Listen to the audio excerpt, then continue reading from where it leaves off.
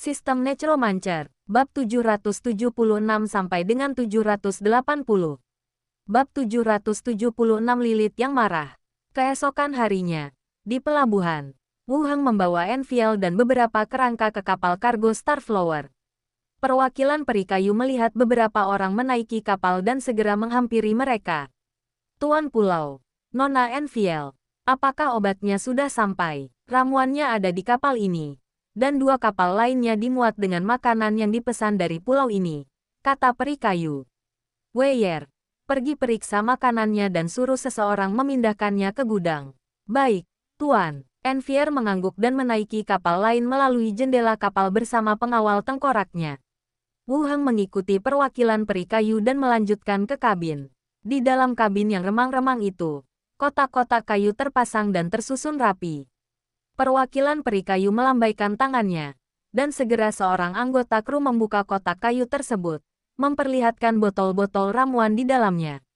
Tuan Pulau, Tuan, barang yang Anda pesan sudah sampai. Saat Anda menggunakannya, tinggal tambahkan air sesuai takaran, lalu siram. Wu Heng mengangguk dan berkata kepada alkemis kerangka yang datang bersamanya, ambil beberapa sampel dan periksa.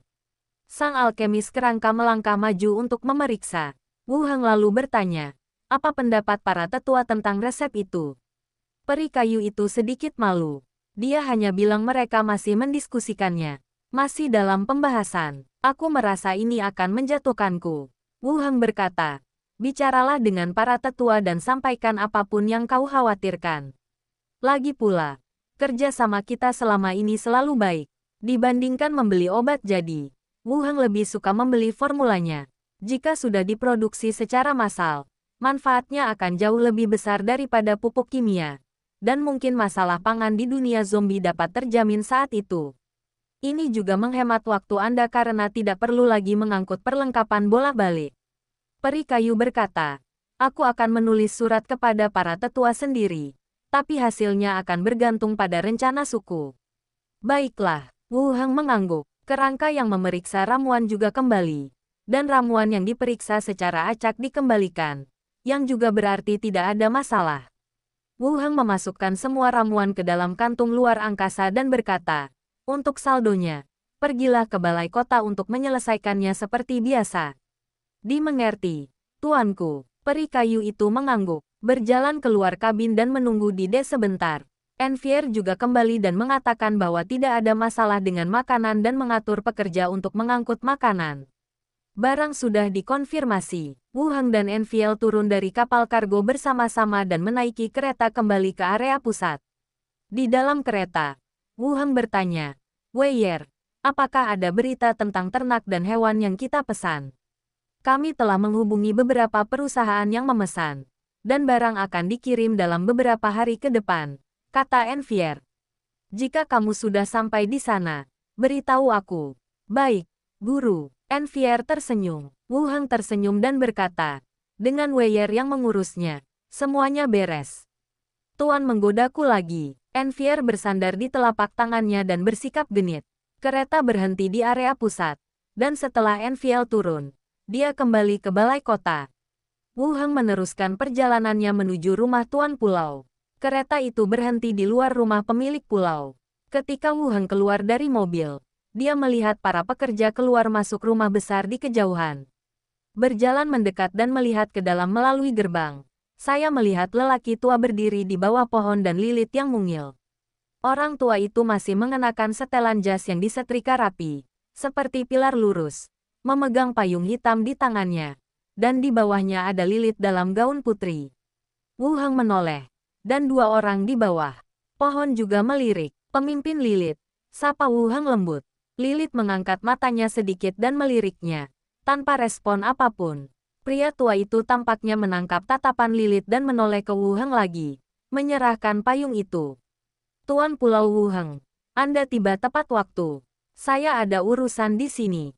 Mohon tunggu di sini bersama nona muda sebentar. Wu Heng mengambil payung itu. Berdiri di belakangnya. Dan terus memegangnya untuk Lilith. Apakah kepala suku beradaptasi dengan baik di pulau ini? Ada film baru yang akan segera dirilis. Aku akan mengirim kereta kuda untuk menjemput pemimpinnya. Sudah minum ramuannya? Efek ramuannya cukup jelas. Wu Heng mengemukakan beberapa topik secara berurutan. Tetapi Lilith tetap berdiri di sana. Aku tak berminat bicara pada diriku sendiri. Dan aku bahkan tak bergerak. Matanya terus menatap tajam ke arah para pekerja sibuk di hadapannya. Membuat mereka ketakutan hingga berkeringat deras dan bekerja sangat cepat. Wu Heng juga merasakan tekanan. Sudah berakhir. Saya benar-benar marah. Satu-satunya pemimpin yang memiliki hubungan baik dengan saya dibuat marah oleh saya. Bukankah pemimpin ingin mengambil beberapa perlengkapan dari Pulau Harta Karun terakhir kali? Wu Heng tiba-tiba berbicara. Lilith memiringkan kepalanya sedikit. Masih tak berkata apa-apa. Jelas tidak ada cara untuk membawa peralatan itu dari rumah. Lilith menoleh ke belakang lagi. Tapi aku punya perangkat yang sangat spesial dan keren yang ingin kuberikan padamu. Aku jamin kau belum pernah melihatnya sebelumnya, kata Wu Heng langsung. Ketua, silakan ke sini. Ayo kita lihat. Beri saya kesempatan untuk memperbaiki kesalahan saya. Lilith merenung sejenak, lalu berjalan keluar. Saat keluar dari gerbang, saya tiba di jalan kosong di samping rumah pemilik pulau itu. Tidak ada seorang pun di sekitar. Hanya beberapa kerangka patroli yang lewat. Wu Heng mengeluarkan sepeda motor hitam dari cincin interspatialnya, menepuk-nepuk tubuhnya, dan memperkenalkannya. Ini adalah kendaraan terbaru Treasure Island, dan tidak akan dijual ke publik dalam waktu dekat. Lilith mengerutkan kening dan melirik sepeda motor yang berdiri di depannya. Sepeda dijual di pulau itu, jadi tidak mengherankan jika kedua rodanya dapat dipindahkan. Tapi apa yang ada di depanku? Ada sesuatu yang sedikit berbeda. Biar kutunjukkan padamu. Wu Heng duduk di atasnya. Begitu saya menginjak pedal gas, saya melesat keluar sambil mengeluarkan suara berdengung. Mata Lilith tiba-tiba terfokus, dan ujung roknya sedikit terangkat oleh aliran udara. Kemudian, Wu Heng menunggang kudanya kembali sambil mengeluarkan suara mendengung dan berhenti di depannya. Ayo coba. Aku akan mengajarimu. Wu Heng keluar dari mobil. Ulurkan tangan Anda untuk memberi isyarat. Mata Lilith penuh kejutan dan rasa ingin tahu. Ia melirik orang itu, lalu menggenggam tangannya dan masuk ke dalam mobil. Dengan hanya 2 kaki, tidak peduli seberapa keras aku mencoba, aku tidak dapat mencapai tanah. Lilith melirik ke bawah dan melihat ekspresi Wu Heng yang berusaha menahan tawa. Tubuhnya perlahan membesar, dari seorang gadis kecil mungil menjadi seorang wanita dewasa berambut panjang. Ujung roknya juga menjadi pendek, memperlihatkan betisnya yang putih. Itu memang Lilith dari pecahan ingatan. Setelah bertahun-tahun, penampilannya tidak berubah sama sekali. Apa selanjutnya? Tanya Lilith dingin. Suaranya juga berubah dari suara gadis yang acuh tak acuh menjadi suara dengan tekstur yang tidak biasa. Sudah kubilang, jangan bergerak dulu. Wu Heng mulai menjelaskan padanya tentang pedal gas, rem, dan cara mengendalikannya. Lalu, biarkan dia memutar pedal gas perlahan-lahan. Lakukan secara perlahan dan biasakan diri terlebih dahulu. Sepeda motor itu mulai bergerak maju perlahan. Wu Heng mengikutinya, membantu memegang sepeda motor dan perlahan berputar di ruang terbuka. Setelah berjalan-jalan beberapa kali, saya perlahan mulai terbiasa dengannya. Kecepatannya pun berangsur-angsur meningkat, dan ia bergerak cepat di jalan. Ujung roknya terus melorot, yang mana berlawanan dengan intuisi, dan pemandangan yang ingin saya lihat tidak muncul. Setelah berkendara beberapa saat, Lilith berbalik dan turun. Tubuhnya menyusut dan berubah kembali menjadi loli. Lalu dia menyimpan sepeda motornya. Lalu dia berjalan kembali tanpa menoleh ke belakang. Wu Heng segera membuka payungnya dan mempercepat langkahnya. Kamu tidak suka warnanya. Kalau hitam tidak cocok, kamu bisa ganti ke warna lain. Lilith mempercepat langkahnya lagi karena marah. Kamu juga bisa menggantinya dengan warna merah muda. Pasti akan terlihat paling cantik saat kamu mengendarainya. Aku satu-satunya yang seperti ini. Aku sudah memberimu semua hal yang baik. Aku berjanji tidak akan marah. Wu Heng mengejarnya sambil bergumam pada dirinya sendiri. Lilith tiba-tiba berhenti, mengulurkan jarinya, dan menunjuk ke mulutnya. Wu Heng meraih jari orang lain dan berkata, "Berhenti bicara, berhenti bicara." Kembali ke rumah besar. Setelah berdiri di bawah pohon dan menunggu beberapa saat, lelaki tua itu kembali dengan kereta. Dia mengambil payung dan kembali bergaul dengan Lilith. Kereta itu pun pergi. Dan tirai kereta itu terangkat sedikit, melihat ke sini. Wu Heng melambaikan tangan padanya. Kembali ke rumah Tuan Pulau. Wu Heng mengucapkan beberapa patah kata kepada para pelayan dan kemudian menuju ke dunia zombie. Benny sudah mencapai level 20. Jadi dia tidak perlu tinggal di sini lagi. Sisa pekerjaan bersih-bersih bisa diserahkan kepada para kerangka. Setelah keluar dari gedung, dia mengatur kerangka untuk bersiap mundur, mengeluarkan telepon satelit dan menghubungi Qi Hancai. Tak lama kemudian panggilannya tersambung. Halo, silakan. Wu Heng berkata, saya harus pergi ke pelabuhan Sanfu dulu, lalu mengatur penerbangan. Saya akan kembali ke kota Sinfu besok. Qi Hancai berkata, baiklah, saya akan mengaturnya sekarang. Ada orang yang ditempatkan di pelabuhan Sanfu. Anda bisa langsung pergi ke sana. Tutup teleponnya. Wu Heng naik truk dan kembali langsung ke pelabuhan Sanfu di bawah pengawalan tentara. Langitnya gelap. Konvoi dan pasukan kerangka tiba di dekat pelabuhan Sanfu. Pintu berat itu terbuka, memperlihatkan Huang yang tengah meringkuk di dalamnya. Masih level 19, kata Glenda setelah memeriksa Raja Mayat mata. Tubuh Raja Mayat telah membesar pesat, dan anggota tubuhnya luar biasa kuat. Bahkan rantai yang diikatkan di sekujur tubuhnya telah meninggalkan bekas yang dalam di otot-ototnya. Seperti roti kukus yang mengembang setelah diikat. Raja Mayat tiba-tiba mengangkat kepalanya dan menatap ke sini dengan garang. Tanpa meraung atau meronta, hanya menatap mereka. Wu Heng tidak banyak bicara dan langsung melepaskan teknik Mansion. Pintu batu terbuka, memperlihatkan meriam elektromagnetik di belakangnya dan ruang kosong yang tersisa. Seret ke dalam. Perintah Wu Heng. Skull segera mengambil rantai itu dan mendorongnya ke dalam rumah besar. Pada saat ini, Raja Mayat mulai melawan dengan keras, dan rantainya putus disertai suara berderit. Setelah diseret ke dalam rumah besar, Wu Heng memikirkannya, dan 4 pelat besi tebal tiba-tiba muncul dari udara tipis. Raja Mayat terbungkus rapat di dalam, hanya menyisakan kepalanya yang meliuk dan meraung. Kemudian, baterai artileri muncul dari udara tipis di sekitar pelat besi. Senapan mesin yang padat, setelah dimuat, diarahkan ke Raja Mayat di tengah. Huang tampak bingung dan menutup mulutnya. Bab 777 kembali ke kota Sinfu. Saya melihat Huang menunjukkan rasa takut karena senapan mesin. Wu Heng juga sedikit terkejut. Tampaknya ketika inti mayat diberi makan, kecerdasan Raja Mayat ini menjadi semakin tinggi. Dia mungkin tidak mengenali senapan mesin itu, tetapi dia harus tahu bahwa itu adalah senjata yang dapat membunuhnya. Jadi dia tetap diam untuk menghindari kemarahannya. Tidak, Raja Mayat ini mungkin pernah melihat senapan mesin sebelumnya. Tim penyelamat Korea Selatan mengatur agar tentara menyerbu tempat di mana ia ditangkap. Dan mereka pasti menggunakan senjata modern yang sesuai. Mungkin mereka tahu kekuatan senjata itu dan memilih untuk tetap diam. Bagaimanapun, ini membuktikan bahwa kecerdasan Raja Mayat semakin meningkat. Saya tidak tahu apakah pada akhirnya akan berkembang kecerdasan yang tidak kalah dengan manusia. Pada saat itu, apakah kita juga akan menjadi bagian dari ras baru? Sama seperti berbagai ras aneh di dunia lain. Berbagai pikiran berkelebat di benaknya. Tengkorak penjaga itu pun masuk ke dalam rumah besar dan berjaga di sekitar Raja Mayat.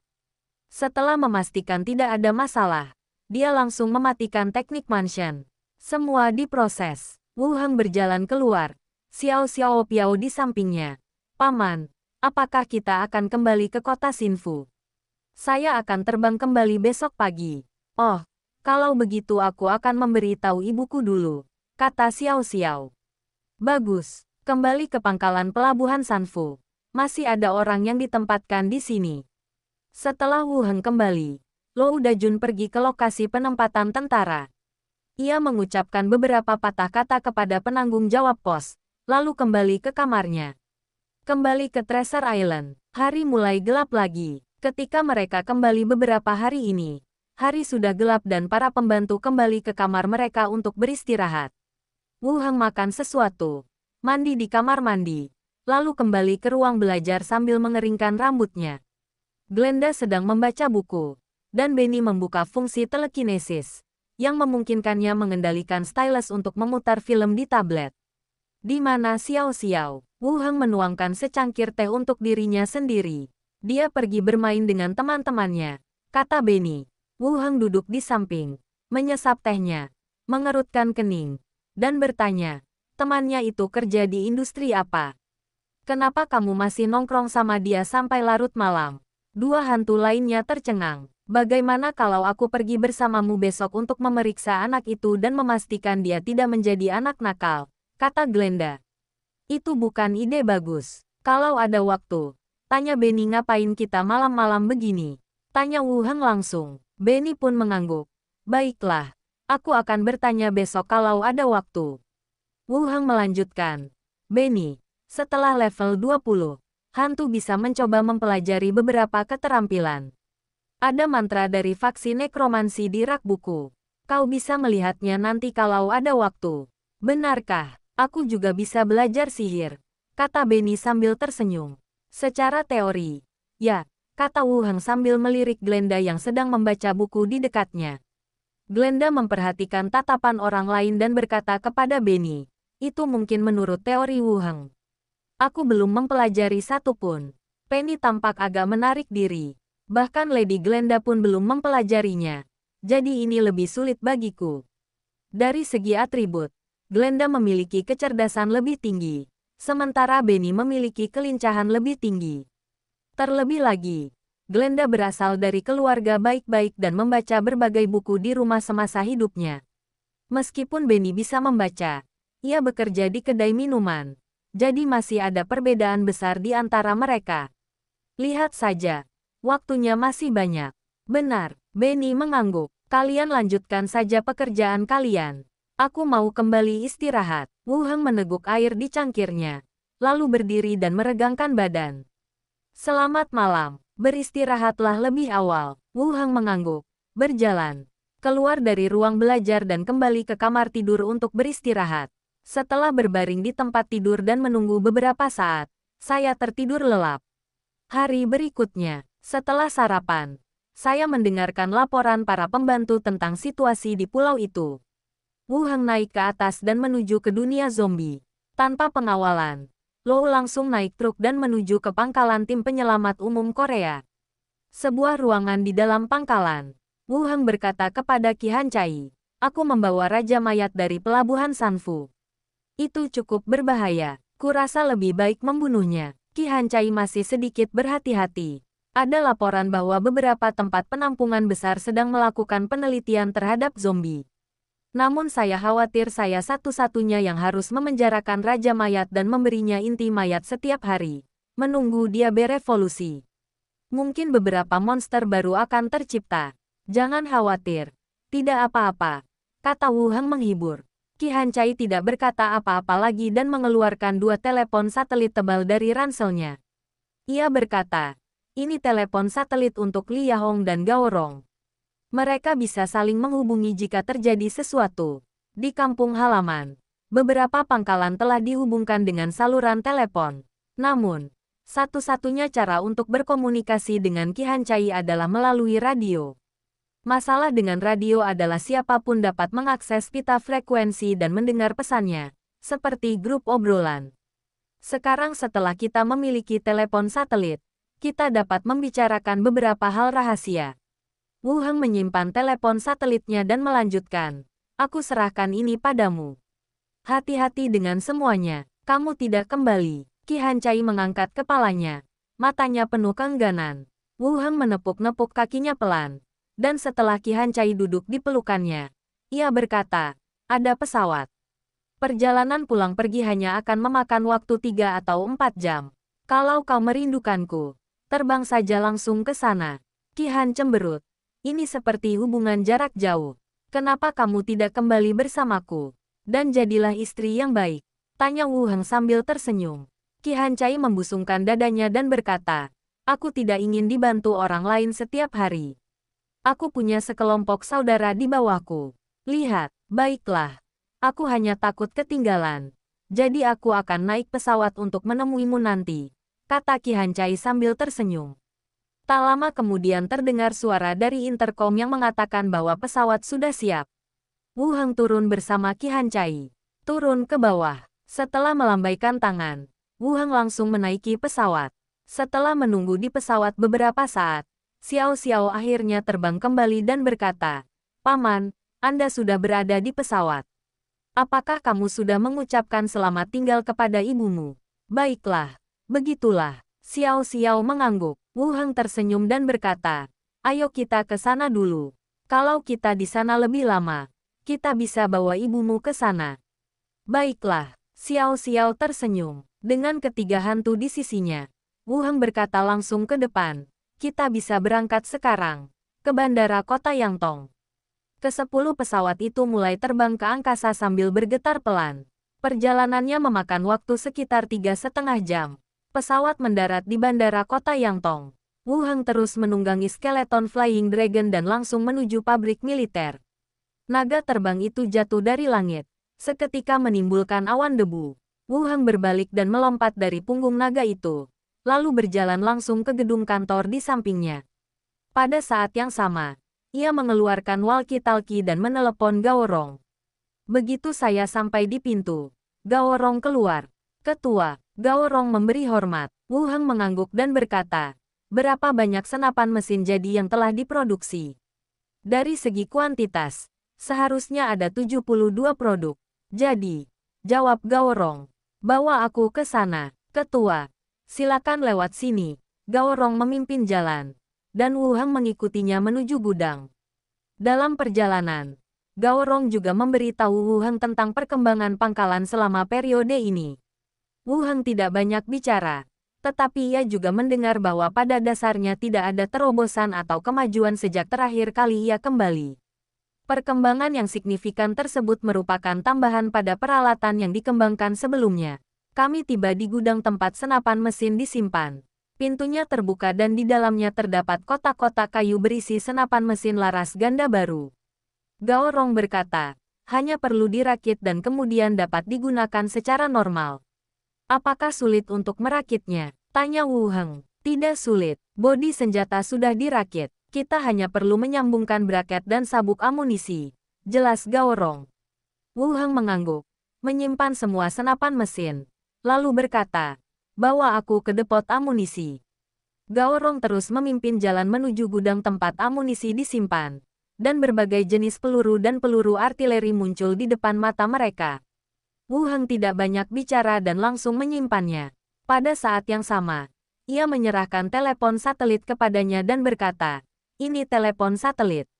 Jika ada sesuatu yang penting, Anda dapat menghubungi saya atau pangkalan lainnya melalui telepon." Gao Rong menerimanya di tangannya dan berkata, "Saya mengerti, Ketua. Apakah keretanya sudah sampai? Antar aku ke kota Xinfu. Saya akan mengaturnya sekarang." Wu Heng mengambil kendaraan off-road dan melanjutkan perjalanan ke stasiun, menuju kota Xinfu. Di dalam kereta, terdengar suara gemuruh di telingaku. Wu Heng mengeluarkan pai daging yang telah disiapkan Mini untuknya di pagi hari dan memakannya sambil bersandar di kursi. Kakek berkata, "Saya pergi ke beberapa laboratorium penelitian, dan orang-orang di sana tidak memiliki semangat yang sama seperti sebelumnya. Benny pun melakukan hal yang sama. Di sini juga terlihat cukup sepi. Biarkan aku melihatnya," kata Wu Heng langsung. Hantu itu memasuki tubuh dan gambarnya dibagikan. Di laboratorium, peralatan bekerja dengan riuh, tetapi tak seorang pun berada di posisinya. Ada yang mengobrol dan minum teh, bahkan ada yang sedang berkencan. Tidak mengherankan jika tidak ada kemajuan dalam laporan Gao Rong selama periode ini. Tampaknya sekarang kehidupan telah membaik, bermalas-malasan telah menjadi mode lagi. Setelah membacanya, Wu Heng melepaskan hantu itu. "Kamu agak malas," kata Glenda. "Tampaknya pabrik-pabrik militer berjalan terlalu baik, dan kita harus mengurangi staf dan perlengkapan mereka," kata Wu Heng. Ketika pangkalan ini pertama kali dibangun, situasinya sangat berbeda dengan sekarang. Pada saat itu, semua orang bekerja keras. Tugas yang diberikan kepada kami akan membuahkan hasil dalam beberapa hari. Tentu saja, Wu Heng juga berada di pabrik militer pada saat itu. Jadi tidak ada yang berani terlalu malas.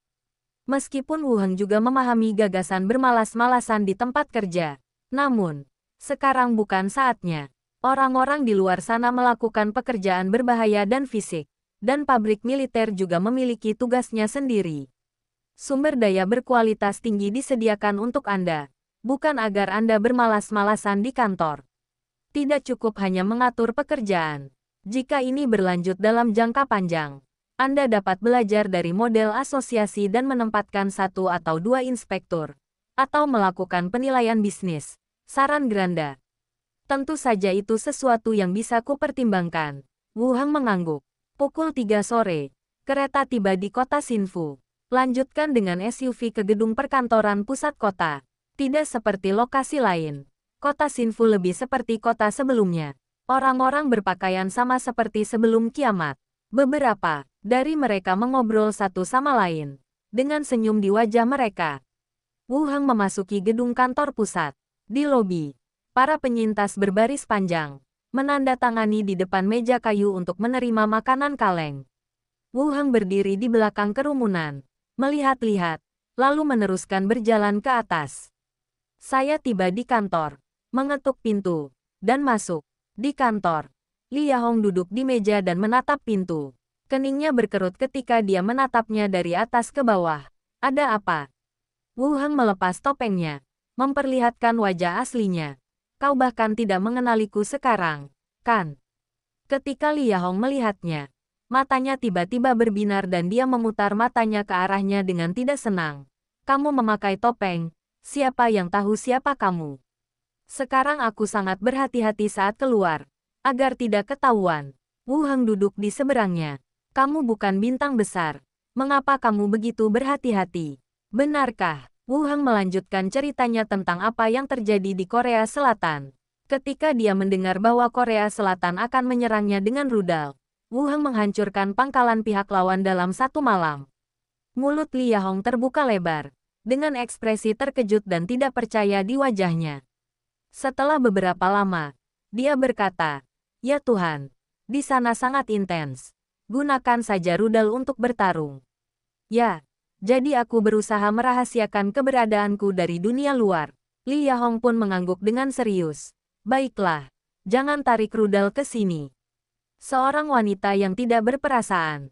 Li Yahong tersenyum dan melanjutkan. Buku-buku jimat belum dikirim dari stasiun utama. Mereka benar-benar memperlakukannya sebagai harta karun. Li Yahong juga bertanya dengan serius. Apakah jimat itu berfungsi? Jika kau berbicara tentang buku itu, tidak ada gunanya. Di mana jimatnya? Bagaimana ia menjelaskannya? Itu bisa memberikan sedikit kenyamanan psikologis. Lagi pula, itu bisa memberikan sedikit harapan, kata Wu Heng sambil tersenyum. Pengaruh jimat itu terlalu kecil dan tidak memberikan pengaruh apapun.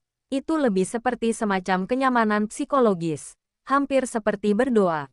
Li Yahong memutar bola matanya ke arahnya. Kau pasti sengaja. Kurasa kantor pusat sedang sibuk meneliti, mencoba mencari tahu untuk apa buku ini. Aku hanya tertarik, siapa sangka mereka akan berpikir sejauh itu. Wu Heng mengangkat bahu, keduanya berdiskusi. Dan Li Yahong kemudian bertanya, apa rencanamu selanjutnya?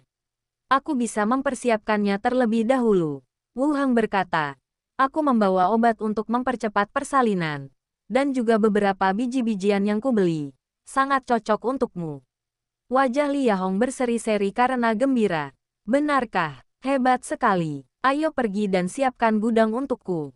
Bagus. Keduanya berdiri dan berjalan keluar bersama. Wu Heng pertama-tama mengeluarkan kotak-kotak obat dan menyimpannya di gudang. Lalu menuliskan petunjuk penggunaan di selembar kertas untuk Li Yahong. Kemudian, Li Yahong mengatur agar orang-orang memindahkan barang-barang tersebut. Wu Heng terus pergi ke gudang sebelah dan memerintahkan para kerangka untuk memindahkan makanan dari gudang di dunia lain. Setelah semuanya beres, saya menyerahkannya kepada Li Yahong dan kembali ke asrama. Hari berikutnya, 3 truk melaju kencang di jalan tersebut. Konvoi itu melambat perlahan saat mendekati penjara kota Xinfu.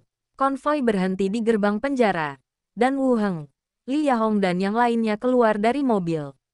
Aku agak merindukan tempat ini, kata Li Yahong tiba-tiba. Tempat ini dulunya adalah markas mereka, yang mereka rebut dari para tahanan di penjara.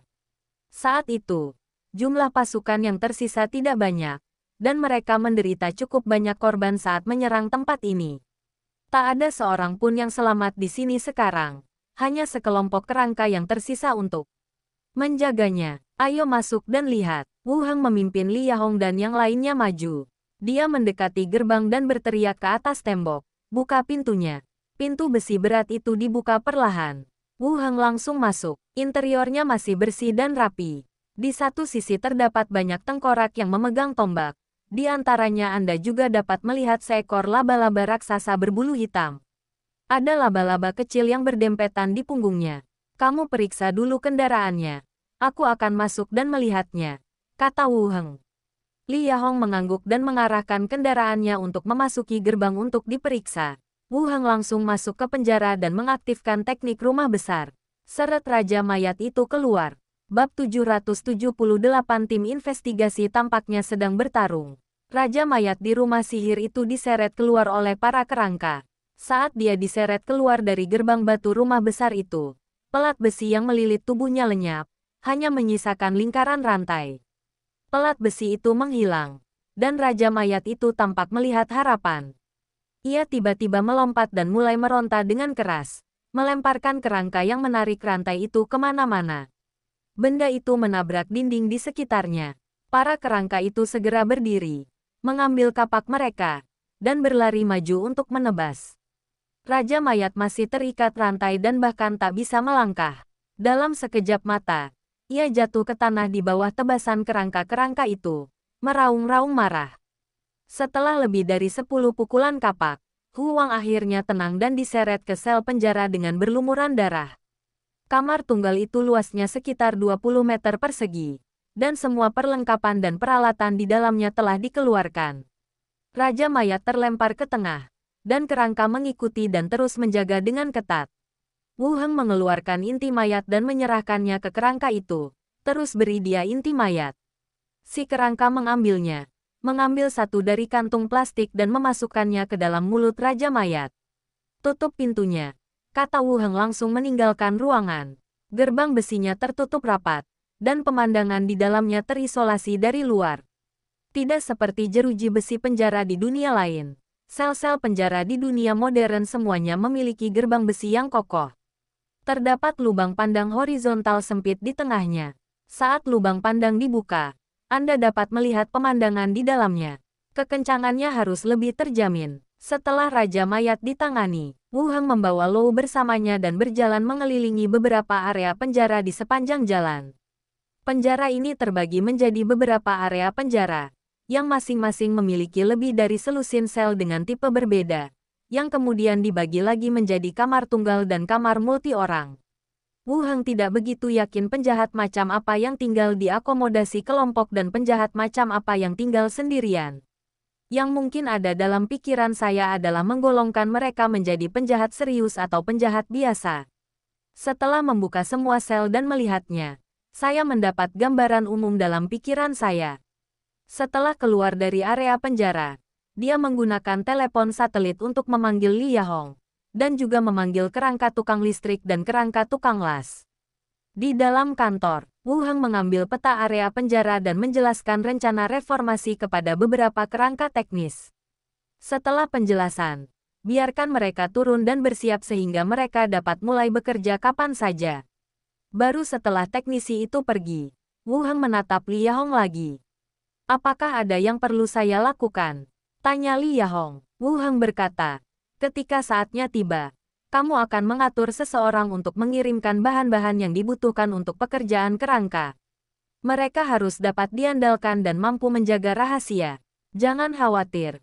Boneka tanah liat pemberianmu masih ada di sini. Aku bisa cari tahu siapa yang ngomong sembarangan, kata Li Yahong langsung. Wu Heng berpikir sejenak lalu berkata, apakah ada banyak kamera di gudang? Cukup banyak, kata Li Yahong. Bawa beberapa ke sini dan suruh para kerangka memasang satu di setiap sel. Akan lebih mudah untuk mengamatinya nanti. Oke. Li Yahong setuju. Lalu melanjutkan. Ngomong-ngomong, apa kamu butuh perangkat rumah pintar? Tirai elektrik, robot penyedot debu, dan sebagainya. Aku punya banyak, tapi semuanya berdebu di gudang. Tidak apa-apa membawa beberapa. Agar aku juga bisa merasakan kehidupan yang cerdas, kata Wu Heng. Li Yahong mengangguk dan melanjutkan. Kenapa kau tidak ikut denganku saja? Biar Skull yang mengurus ini. Saya tidak akan kembali dulu, agar tidak membuang waktu di jalan. Melihat bahwa ia telah mengambil keputusan, Li Yahong melanjutkan bicaranya. Lalu berdiri dan berkata, ayo kita ke asramamu dan bantu kamu bersih-bersih. Kamu sangat ceroboh dan sama sekali tidak bersikap seperti seorang pemimpin. Wu Heng merangkul bahunya dan berjalan keluar bersama. Kalian yang terbaik. Lidah licin. Aku tidak tahu dari mana dia mempelajarinya. Keduanya naik ke atas, dan Li Yahong membantu merapikan kamar yang sudah lama tidak ditempati.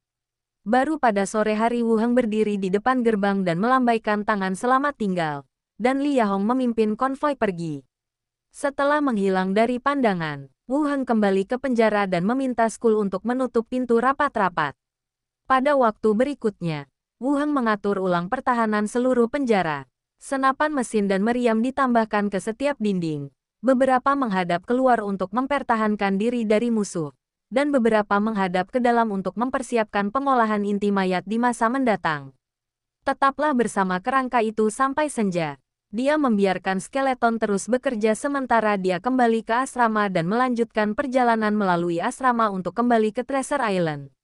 Berjalan turun dari lantai atas, Minnie dan Robe mengarahkan para kerangka untuk mengumpulkan selimut yang sedang dikeringkan di halaman.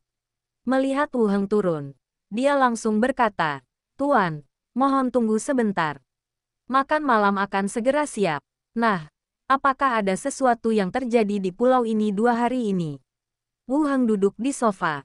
Robert segera berlari kecil dan membawakan secangkir teh. Minnie berkata, tidak terjadi apa-apa di pulau itu. Tapi Suster Sanela mengirim pesan lewat radio pagi ini. Sanara, Wu Heng tidak menghubungi Sanara selama beberapa waktu sejak pelelangan berakhir. Dia menghubungi saya kali ini. Apa yang terjadi di kota Neitalei? Sudah lama sejak terakhir kali aku melihat Sanara, dan aku masih sedikit merindukannya. Aku akan naik ke atas dan melihatnya, kata Wu Heng. Minnie melanjutkan, Tuan, ada yang ingin Anda makan. Saya akan meminta koki untuk menambahkan beberapa hidangan lagi. Aku tidak punya apapun yang ingin aku makan. Tolong siapkan saja untukku. Ya, Guru. Naik ke atas dan langsung menuju ruang radio. Saya melihat buku catatan di depan setiap stasiun radio satu persatu. Selain beberapa keluhan dari Philippa, hanya Sanara yang meninggalkan pesan. Wu Heng mengangkat telepon dan mencoba berbicara. Sanala, bisakah kau mendengarku? Tak lama kemudian, suara Sanara terdengar dari seberang sana. Aku di sini. Kenapa kamu tidak ada di sini pagi ini? Saya pergi keluar untuk melakukan beberapa hal dan baru saja kembali. Bagaimana keadaan di sana? Wu Heng menjelaskan dan bertanya langsung. Semuanya baik-baik saja. Saya hanya menemani putri kelima setiap hari untuk mengurus beberapa urusan. Setelah jeda sejenak, Sanara melanjutkan. Tim investigasi asosiasi tampaknya telah membuat beberapa kemajuan.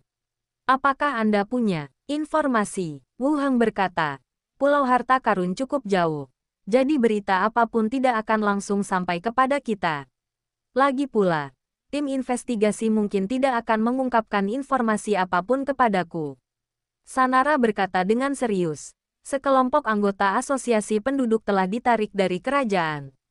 Ada rumor bahwa tim investigasi markas besar, sekte tersebut, dan beberapa kekuatan musuh telah mengambil tindakan. Ayo kita mulai. Mata Wu Heng juga terpaku.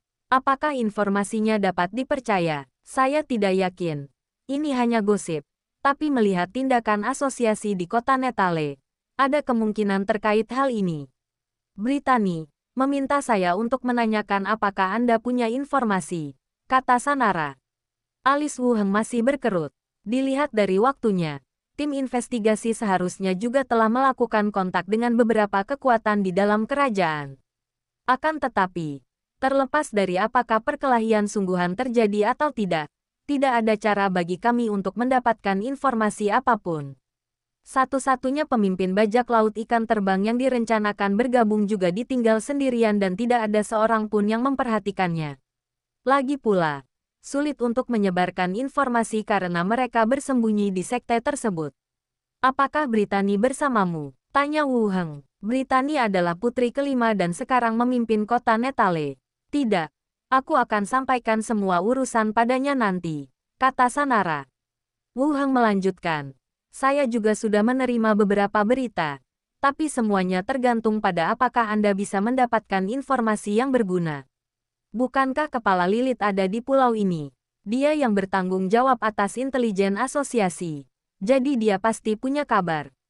Sanara tiba-tiba berkata. Lilith, Wu Heng tiba-tiba ragu-ragu. Mendengar nada aneh di sini, Sanara bertanya dengan bingung, mengapa dia meninggalkan pulau ini? Dia masih di pulau ini, tapi akhir-akhir ini dia marah padaku. Wu Heng menceritakan apa yang terjadi di sana. Meski motornya sudah diberikan, pihak lain masih terlihat marah. Wu Heng merasa seolah-olah dia mendapatkan sepeda motor itu secara cuma-cuma. Sanara terdiam. Kau pasti orang pertama yang berani mempublikasikan pemimpin seperti ini. Bukankah kau menyuruhku memperluas publisitas untuk Treasure Island? Jangan bicara omong kosong. Aku tidak memintamu memanfaatkan pemimpin untuk publisitas. Sanara langsung menyangkalnya lalu berkata, kenapa kamu tidak membuat surat wasiat dulu dan memberikan pulau itu kepadaku? Wanita tak berperasaan. Wu Heng mendengus. Sanara berhenti bercanda dan melanjutkan. Kamu harus memperhatikan hubunganmu dengan para pemimpin. Para pemimpin agama agak berprasangka buruk terhadapmu. Kalau ada yang lain, situasinya akan lebih sulit. Tidak seserius itu. Aku memberinya hadiah waktu itu. Dan hubungan kami masih bisa didamaikan, kata Wu Heng. Sanara tidak banyak bicara dan terus memberi instruksi. Mari kita tanyakan kedua belah pihak dan cari tahu apakah ada informasi yang relevan. Katakan sesuatu satu sama lain. Bagus. Lalu, keduanya berbisik satu sama lain agar bisa terhubung satu sama lain. Jadi, saya menutup teleponnya. Wu Heng mengembalikan posisi ke kerangka, membuka pintu lagi dan turun ke bawah. Turuni tangga, Envier dan Annette juga kembali dari luar.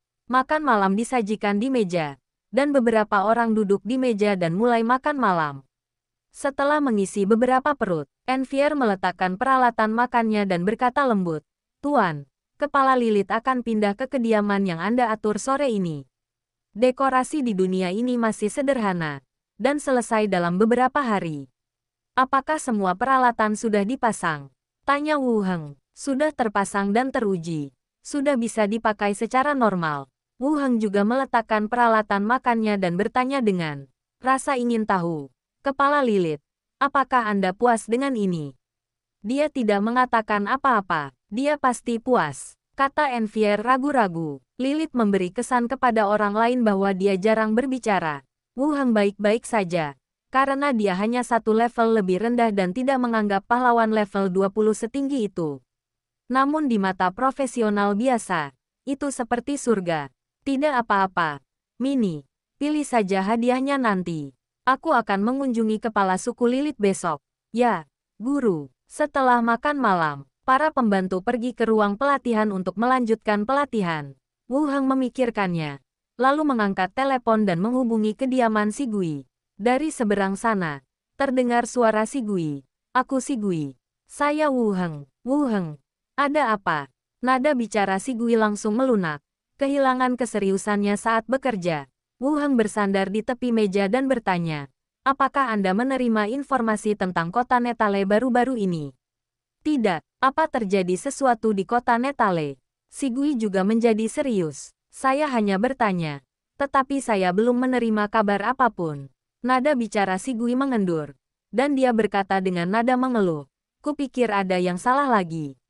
Wu Heng tersenyum dan berkata, kepala suku Lilith telah pindah ke rumah besar. Bagaimana kalau kita pergi bersama untuk memberi selamat atas rumah barunya besok? Oke, kita atur untuk sore ini. Kamu mau bawa hadiah? Si Gui langsung setuju. Wu Heng berpikir sejenak dan berkata, biarkan aku membantumu bersiap. Kita masih punya banyak barang pemberian para pedagang. Baiklah, kalau begitu aku serahkan padamu. Saya akan meneleponmu besok sore.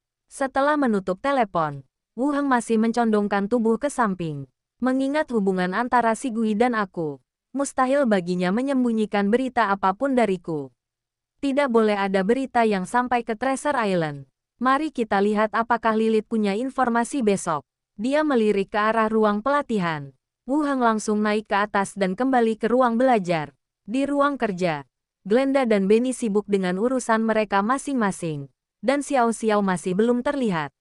Wu Heng duduk dan berkata kepada Glenda, ada berita dari Sanara yang mengatakan bahwa tim investigasi kita mungkin telah berselisih dengan sekte tersebut.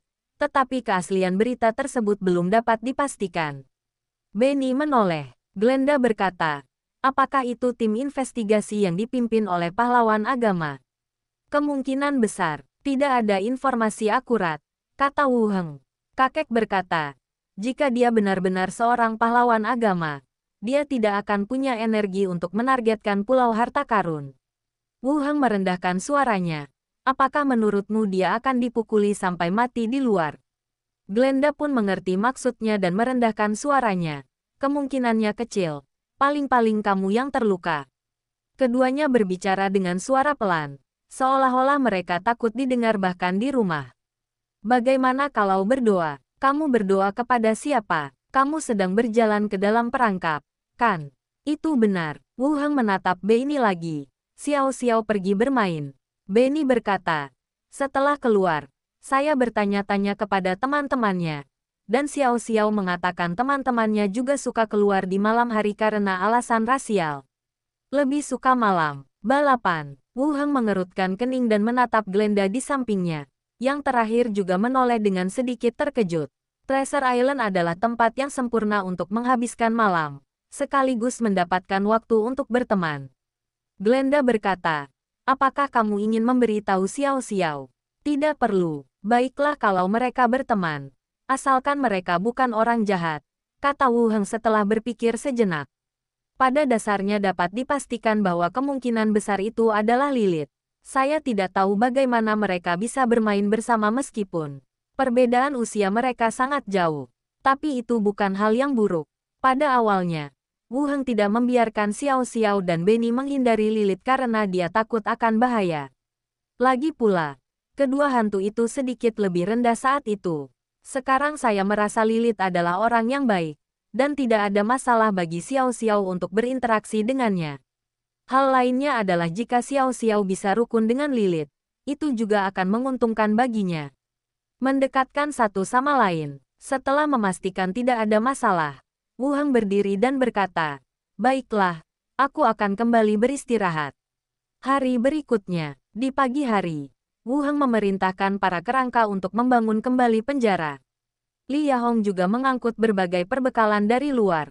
Dalam hal pekerjaan, tengkorak yang terampil menggunakan alat lebih efisien daripada manusia. Di beberapa lingkungan khusus, konstruksi normal juga dapat dilakukan. Dia tinggal di penjara sampai sore. Ketika Li Yahong pergi dengan konvoi dan Wu Heng kembali ke Pulau Harta Karun. Saya setuju dengan Si Gui untuk mengunjungi Lilith. Menunggu sebentar di rumah pemilik pulau. Si Gui dan Si Yali datang dengan kereta. Dan Wu Heng membagikan hadiah yang telah disiapkan kepada mereka. Jadi mereka pergi ke rumah Lilith bersama-sama. Berdirilah di depan pintu dan ketuklah pelan-pelan. Tak lama kemudian, pintu halaman terbuka. Dan seorang lelaki tua berpakaian rapi mengintip keluar. Tuan Wu Heng, Diakon Si Gui, asisten Si Yali. Wu Heng tersenyum dan berkata, apakah kepala Lilith ada di sini? Tunggu sebentar, nona muda sedang istirahat. Saya butuh instruksi Anda, kata lelaki tua itu. Lalu berbalik dan kembali ke rumah. Tak lama kemudian dia keluar lagi dan pintunya terbuka. Masuk. Wu Heng mengikuti kepala pelayan ke dalam gedung. Saat aku berjalan melewati pintu, aku melihat Lilith duduk di kursi klasik berwarna merah. Sepasang mata juga melihat keluar. Bab 779 kau tidak akan menusukku.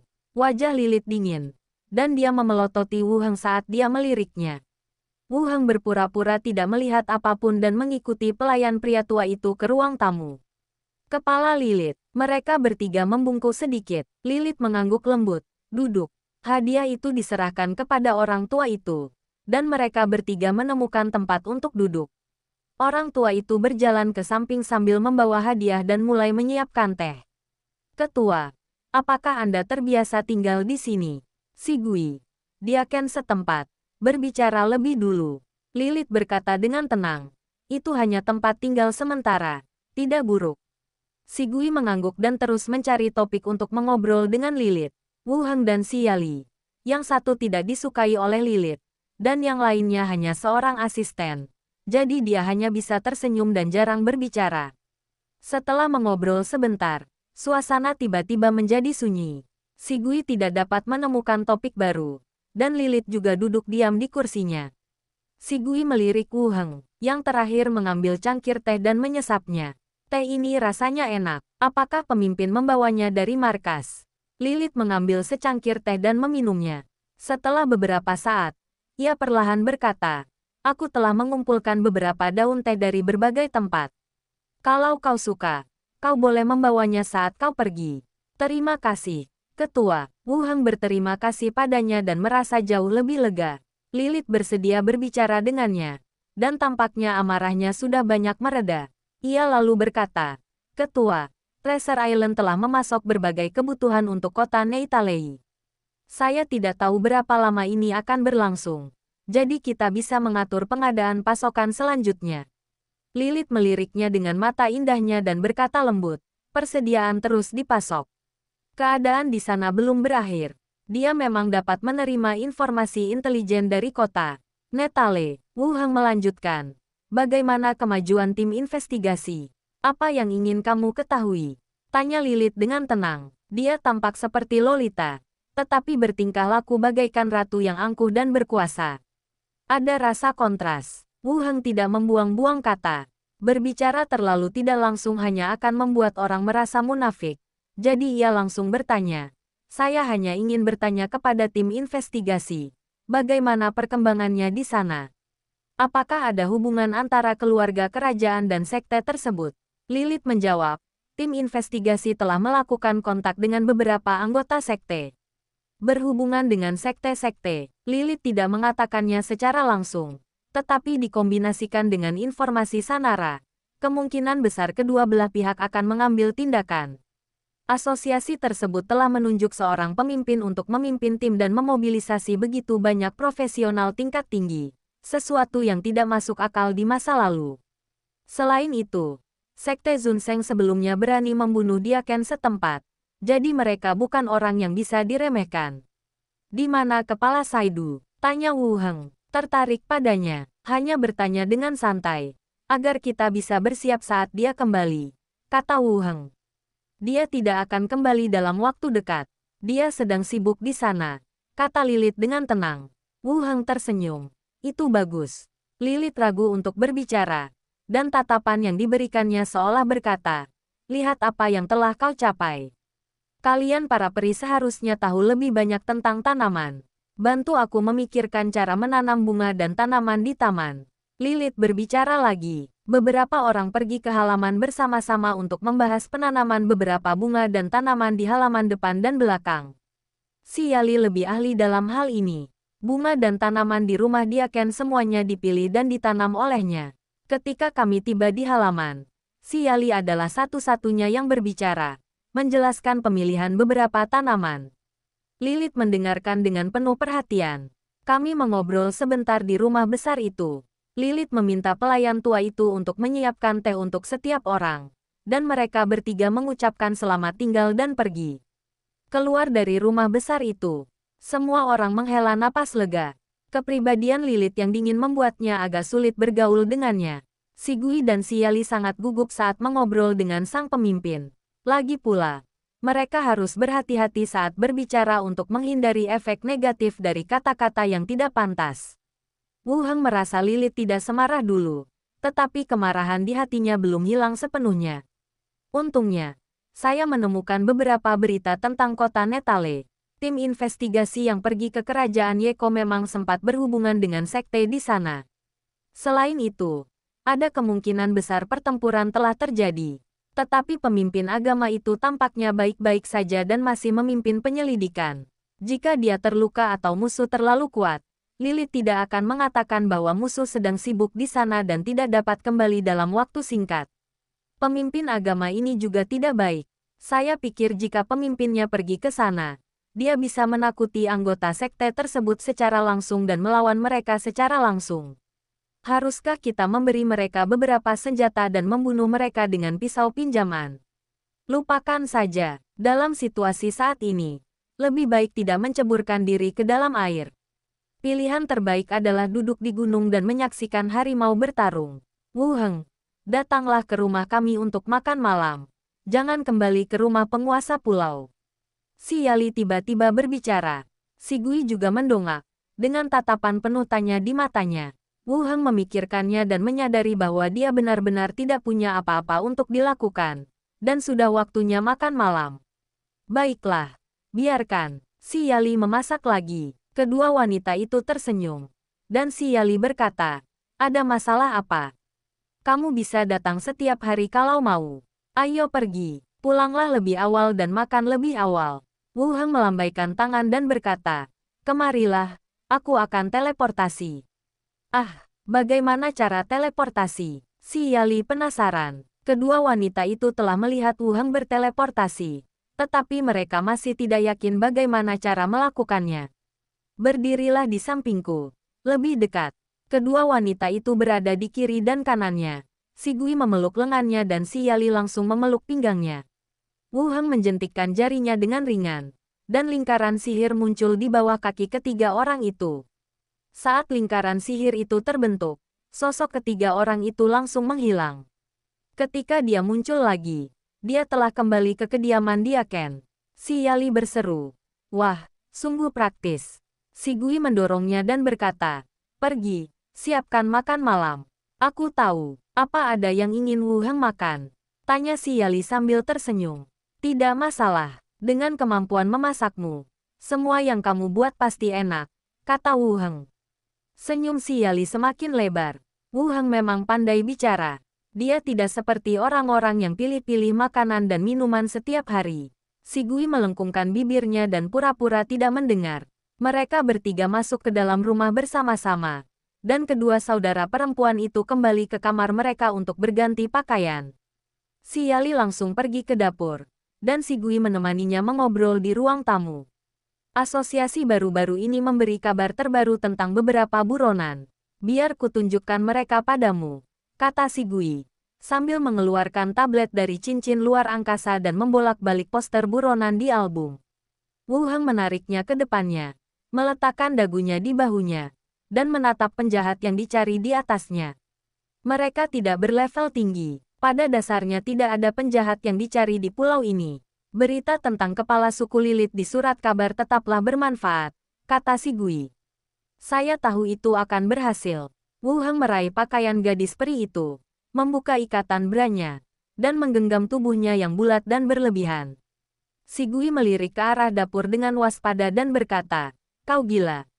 Si Yali melihatmu, hati-hati dan awasi dia. Wu Heng mencium lembut leher gadis peri itu dan membelai setiap inci kulitnya dengan tangannya. Si Gui ingin menghentikannya, tetapi dia terlalu takut pada pihak lain.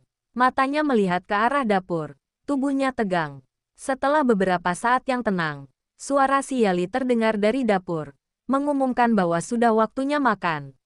Si Gui tiba-tiba melompat berdiri, membetulkan gaunnya, memelototi Wu Heng, dan berjalan menuju restoran bersama. Waktunya terbatas, jadi makanannya tidak terlalu lezat, tapi semuanya cukup bagus. Si Yali mengeluarkan beberapa anggur buah dari lemari anggur dan duduk di seberang Wu Heng untuk mengisi gelasnya. Di rumah masih banyak, bawalah sedikit saat kau pulang. Si Gui menatapnya dan menuangkan segelas penuh, sambil mengeluh dengan nada suaranya. Toleransi alkoholmu sangat rendah, tapi kau selalu ingin minum. Wu Heng akhirnya datang ke sini, dan tidak terjadi apa-apa. Kenapa kamu begitu sedih? Kata si Yali sambil tersenyum. Kamu bicara omong kosong lagi. Si Gui memutar matanya ke arah orang itu. Semuanya sudah siap dan makan malam resmi dimulai. Mereka bertiga makan sambil ngobrol. Sesekali terdengar suara tawa kedua saudari itu. Setelah makan malam, kedua saudara perempuan itu juga sedikit mabuk, bersandar di bahunya, satu di setiap sisi. Anggur nektar ini rasanya manis, tetapi alkoholnya baru terasa setelah diminum. Wu Heng juga merasakan wajahnya bengkak. Sepertinya aku minum terlalu banyak hari ini. Dia dengan lembut menyentuh si Gui, yang sedang menyandarkan kepalanya di bahu kanannya, dan berkata, "Apa kabar? Apa kamu baik-baik saja?" Si Gui mengangkat kepalanya. Pipinya yang putih dan lembut merona, bagaikan buah persik yang matang, memperlihatkan warna merah alami. Mendengar Wu Heng memanggilnya, dia bersenandung lembut, mengangkat kepalanya sedikit, menutup matanya dan menunggu. Wu Heng dengan lembut mengangkat dagu orang itu dan menempelkannya ke bibirnya. Si Gui menjadi semakin bergairah, bergerak maju, memasukkan tangannya ke dalam pakaiannya, dan mulai membelai dadanya. Wu Heng menjauh sedikit dan berkata, "Si Yali masih di sini." "Tidak apa-apa. Dia tidur nyenyak. Berat sekali." Wu Heng berkata, "Kita kembalikan dia ke kamarnya dulu. Dia tidak nyaman beristirahat di sini." Si Gui mengangguk dan berkata, "Ayo kita pergi dan kirim dia ke kamarnya dulu." Wu Heng menggendong si Yali, mengikutinya ke atas dan membawanya ke sebuah kamar. Setelah menetap, keduanya berjalan keluar. Si Gui menariknya ke ruangan seberang, dan keduanya langsung berciuman. Tak lama kemudian mereka berdua menanggalkan pakaian mereka dan berbaring di tempat tidur. Sudah larut malam, waduh gelombang. Saat pintu terbuka, Wu Heng tiba-tiba membuka matanya dan melihat ke arah pintu. Si Yali, mengenakan gaun tidur renda biru muda, membuka pintu dan masuk. Sudah berakhir, si Gai Fei berkata bahwa si Yali tidur nyenyak dan tidak masalah baginya untuk tinggal selama 1 malam. Selimut itu tersumbat di tengah malam. Rasanya seperti saya melakukan sesuatu yang buruk dengan gadis lain dan ketahuan oleh orang tuanya. Wu Heng masih memejamkan matanya, merasa sedikit gugup. Dalam persepsinya, langkah kaki si Yali berhenti di depan tempat tidur, seolah-olah dia berdiri di samping tempat tidur dan menatapnya. "Kamu tidak akan menusuk dirimu sendiri." Bab 780 Selamat kepada Tuan Kota. Tidak mungkin. Aku merasa si Yali sangat menyukaiku dan seharusnya tidak membunuhku. Tepat saat aku hendak membuka mataku, aku merasakan sehelai rambut jatuh di pipiku. Lalu datanglah bibirnya yang dingin dan lembut yang mencium bibirnya sendiri. Wu Heng membuka matanya dan melihat si Yali duduk di tepi tempat tidur, menciumnya dengan lembut. Kemudian mereka berpisah dan saling menatap. "Sia!" Set gelombang. Si Yali membuat gerakan suara, lalu naik ke tempat tidur dan merangkak ke dalam selimut dari luar. Si Gui merasa sedikit sesak dan menatap keluar dengan linglung. Tubuh si Yali pun menegang. Lalu dia berkata lirih, "Tidak apa-apa, ini adikku." Ya, si Gui terus berbalik ke sisi lain dan tidur. Si Yali bersandar di lengannya di sisi lain. "Aku tidak tahu apa yang begitu baik tentangmu." "Dia melakukannya lagi di bawah pengaruh alkohol," kata Wu Heng lembut. "Apa lagi yang bisa kulakukan?" kata si Yali tanpa daya. Jari-jarinya yang dingin dengan lembut membelai otot-otot dadanya. Wu Heng memeluk orang lain dan bertanya, "Bagaimana kita akan menjelaskan ini kepada si Gui?" "Kakak, aku tidak takut padamu. Jadi apa yang kamu takutkan?" Wu Heng menoleh lagi, lalu berbalik dan melihat si Gui yang sedang tidur, lalu mengangkat kemeja si Yali. Bergerak dengan hati-hati, ketika tangannya menyentuh tubuh bagian bawahnya, si Yali menggelengkan kepalanya dan berkata, "Mulai sekarang, semuanya milikmu." Wu Heng tidak memaksanya. Ia membiarkan kepalanya bersandar di bahunya yang lain dan tertidur lelap. Pagi hari, mata si Gui melebar dan dia berteriak dengan marah. "Apa yang kamu lakukan?" Si Yali pun berteriak, "Apa yang kau katakan tentangku? Aku adikmu, dan aku dirugikan. Kurasa kau gila. Akan kulaporkan pada ibumu," kata si Gui dengan marah. "Lihat siapa yang kubicarakan. Kau membiarkan seorang pria menginap di rumah." Si Yali melanjutkan, "Kenapa kau tidak menyebut Wu Heng tadi?" Si Gui berkata, "Dia penyihir, dan dia minum banyak sekali. Aku bahkan tidak bangun. Jadi bagaimana mungkin dia bereaksi?" Si Yalizi berkata lagi, "Apa yang harus kita lakukan sekarang?" Si Gui juga duduk di sana dengan linglung. Si Yali mendesah pelan dan memeluk si Gui. "Maaf, Kak, ini salahku. Aku tidak ingin ini terjadi. Tolong bantu aku membunuhnya demi kepolosanku." Tatapan si Gui yang tadinya marah langsung berubah menjadi terkejut. "Apa yang kau lakukan?" Kenapa kau membunuhnya? Wu Heng meninggalkan kediaman pengurus. Jantungnya masih berdebar kencang. Ketika mereka bangun di pagi hari, seperti yang diduga, keduanya mulai berdebat di kamar. Wu Heng juga ingin tinggal dan menengahi. Tetapi si Gui dan si Yali serempak menyuruhnya untuk membiarkannya saja dan pergi terlebih dahulu. Saya hanya bisa pergi dengan rasa malu. Merasa seperti saya harus segera menarik celana saya dan pergi. Minum itu berbahaya, gumam Wu Heng. Dia juga kembali langsung ke rumah pemilik pulau. Begitu memasuki ruang tamu, Minnie berkata, "Tuan, Suster Weyer berkata bahwa persediaan hewan terakhir yang dibelinya telah tiba." Oke, Wu Heng berjalan ke telepon dan menelepon balai kota. Tak lama kemudian, terdengar suara Envier dari seberang. "Tuan, stok hewan terakhir yang dibeli tadi malam sudah dikirim dan disimpan di gudang di Port 2. Aku akan ke sana sekarang." "Ya, Guru." Setelah menutup telepon dan mencuci muka, dia meninggalkan rumah pemilik pulau itu lagi. Tiba di area pergudangan Port 2. Pintu terbuka dan bau busuk binatang menyengat wajahku. Gudang itu dipenuhi berbagai sangkar besi. Ada yang ditutupi kanvas. Ada pula yang dibiarkan begitu saja, mengungkapkan binatang dan satwa yang kelelahan dan lesu di dalam. Wu Heng memeriksanya secara kasar, lalu menyuruh seseorang menutup gerbang utama dan membuka gerbang batas dari pintu yang telah disiapkan di dalam. "Pindahkan semua kerangka ke sisi lain gerbang. Tunggu sampai semua sangkar besi dipindahkan." Wu Heng juga datang ke dunia zombie, mengeluarkan ponselnya dan menelepon Li Yahong. Ujung lainnya menjawab dengan cepat, "Halo, ini aku. Ada apa?" tanya Li Yahong. Wu Heng menatap kandang besi itu dan berkata, "Terakhir kali kau bilang unggasnya sudah sampai. Kapan kau akan menjemputnya?" Li Yahong langsung menjawab, "Konvoi sedang dalam perjalanan. Aku akan sampai di sana siang nanti." "Baiklah, kita akan membicarakannya nanti." Jernih. Setelah menutup telepon, Wu Heng kembali melihat ke kandang. Ada dua jenis hewan yang dibeli. Hewan yang diberikan kepada para penyintas untuk dipelihara termasuk kelinci berbulu putih, ayam ekor warna-warni, rusa bintik bintang, dan babi gading raksasa. Tentu saja, jumlah yang dibeli besar, dan sebagian akan dicadangkan untuk eksperimen inti mayat. Hanya ada 3 jenis hewan liar, hiena, kelelawar raksasa, dan buaya mulut besi. Ini murni untuk eksperimen. Bawa mereka dan ikuti aku. Wu Heng masuk ke dalam sel dan mulai menempatkan sel pada binatang buas ini. Kota Rentam. Wen Manxia duduk tegak di singgasana, menggendong bayi dalam pelukannya, menyusu dan bersenandung lembut. Saat itu, terdengar suara dari sisi koridor. "Nyonya, ada seseorang di luar pintu." Mereka bilang mereka perwakilan dari kerajaan Yeko.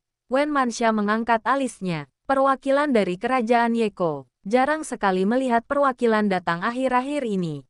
Ia menyerahkan bayi yang sudah kenyang itu kepada nenek sihir kerangka di sampingnya, merapikan pakaiannya, dan berkata, "Bawa dia ke ruang tamu dan suruh para kerangka menjaganya. Perkuat keamanan." "Ya, Bu." Tak lama kemudian, pelayan istana Tuan Kota datang membawa 2 orang. Orang yang berjalan di depan bertubuh tinggi dan kurus, mengenakan gaun yang indah, dan lebih mirip seorang pejabat. Orang yang mengikuti di belakang berwajah serius, tubuhnya menggembung, dan tampak seperti mengenakan baju zirah. Seharusnya dia seorang penjaga atau pelayan. Keduanya dibawa ke ruang tamu dan membungkuk. "Tuan Kota, Tuan." Wen Manxia menunjuk ke arah sofa di seberangnya. "Silakan duduk." Ada jarak tertentu antara sofa, sehingga kedua belah pihak dapat berbicara secara normal tanpa bahaya. "Saya pernah ke Rentam City beberapa tahun yang lalu, tapi dulu tidak sebesar sekarang," kata pria jangkung kurus itu sambil tersenyum. Wen Manxia tidak ingin membicarakan hal ini dengannya. Jadi dia bertanya langsung, "Apakah Anda mewakili kerajaan Yeke?" "Ya, pangeran tertua atau pangeran kedua?" tanya Wen Manxia. 2 orang di seberangnya langsung mengerutkan kening. Tampaknya tidak menyangka bahwa Wen Manxia akan mengetahui hal-hal ini. Lagi pula, kekuasaan pangeran tertua ada di selatan dan sulit untuk menyebar ke sini. "Pangeran kedua," kata pihak lainnya. Wen Manxia mengangguk. "Apa yang ingin kamu katakan? Kamu bisa mengatakannya sekarang. Sebenarnya saya punya beberapa tebakan tentang tujuan pihak lain. Itu tidak lebih dari sekedar pembicaraan damai. Wu Heng memintanya untuk menunda serangan tersebut sehingga dia dapat berbicara dengan pihak lain, mengulur waktu, dan mendengarkan apa yang ingin dilakukan pihak lain. Pria jangkung dan kurus itu tersenyum dan berkata dengan penuh semangat, "Kami datang ke sini kali ini untuk memberi tahu Anda sesuatu yang benar-benar hebat." "Oh, ceritakan padaku tentang hal itu." Pihak lain berkata langsung, "Yang mulia Pangeran kedua jatuh cinta padamu dan ingin menikahimu sebagai istrinya. Calon Ratu Kerajaan Yeko." Wen Manxia langsung mengerutkan kening. Dunia zombie, penjara, Wu Heng duduk di meja, dengan sekelompok kerangka di sampingnya. Di antara mereka, ada kerangka alkimia dan lebih dari selusin penyelidik kerangka dengan tingkat yang sedikit lebih tinggi. Wu Heng menugaskan tugas percobaan kepada kerangka tersebut, tetapi dia tidak yakin apakah mereka akan berhasil. Jadi dia memberi mereka instruksi yang cukup rinci. Ding-ding gelombang. Pada saat itu, terdengar suara klakson mobil dari pintu gerbang. Melihat keluar jendela, saya melihat konvoi telah tiba. Oke, itu saja. Kalian boleh menggunakan peralatan dan ruangan di sini sesuka hati. Jangan lupa untuk melengkapi catatan dan memberi hormat kepada para kerangka tingkat atas sebelum pergi. Wu Heng juga turun dan berjalan menuju konvoi.